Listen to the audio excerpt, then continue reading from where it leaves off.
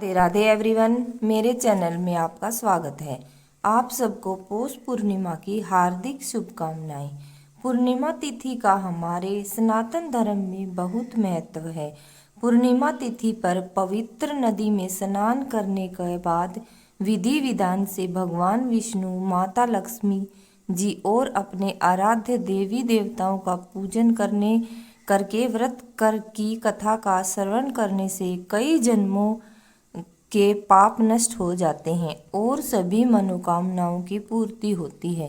तो आज हम सभी अपनी मनोकामना पूर्ति के लिए इस कथा को सुनेंगे। चलिए कथा शुरू करते हैं। एक बार एक ब्राह्मण देवता थे। वो रोज पीपल पर जल चढ़ाते थे, पूर्णिमा का उपवास करते थे। जब भी वह पीपल पर जल चढ़ाते तो पीपल में से एक लड़की की आवाज आती। वह कहती, पिताजी तुम्हारे साथ चलूंगी, पिताजी तुम्हारे साथ चलूंगी। यह सुनकर ब्राह्मण देवता धीरे धीरे सूखने लगे। एक दिन ब्राह्मणी उससे बोली कि आप क्यों सूखते जा रहे हो? तब ब्राह्मण देवता ने कहा, अरे भाग्यवान, मैं जब हर रोज पीपल में जल चढ़ाने जाता हूँ तो पीपल में से एक लड़की की आवाज आती है कि पिताजी मैं तुम्हारे साथ घर चलूंगी। यह सुनकर ब्राह्मणी बोली, तो फिर आप कल उसे घर ले आना। हमारी 6 बेटियां तो हैं, एक और सही। और दूसरे दिन ब्राह्मण देवता उस लड़की को अपने घर ले आए। उस दिन जब वह आटा मांगने गए तो उन्हें थैला भरकर आटा मिला। लाकर आटे से भरा थैला ब्राह्मणी को दे दिया तो ब्राह्मणी आटा छानने लगी। तो वह लड़की बोली, माँ लाओ, मैं आटा छानूंगी। ब्राह्मणी बोली, ना बेटी, पौनी बेटी, तू आटे से धोली हो जाएगी, तू ना छान। लेकिन लड़की नहीं मानी और उसने आटा छाना तो परात भर गई। फिर ब्राह्मणी खाना बनाने लगी तो वह लड़की फिर बोली कि माँ खाना मैं बनाऊंगी। तो ब्राह्मणी बोली, नहीं बेटी, कहीं तेरी उंगली जल जाएगी। लड़की नहीं मानी और बोली कि नहीं माँ, भोजन तो मैं ही बनाऊंगी।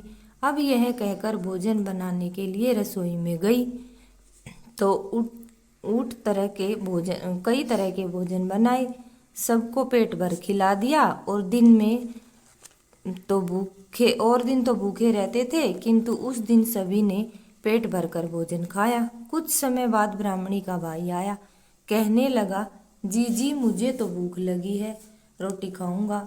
सुनकर ब्राह्मणी सूखने लगी कि सबने तो भोजन खा लिया, अब भाई को कहाँ से खिलाऊंगी।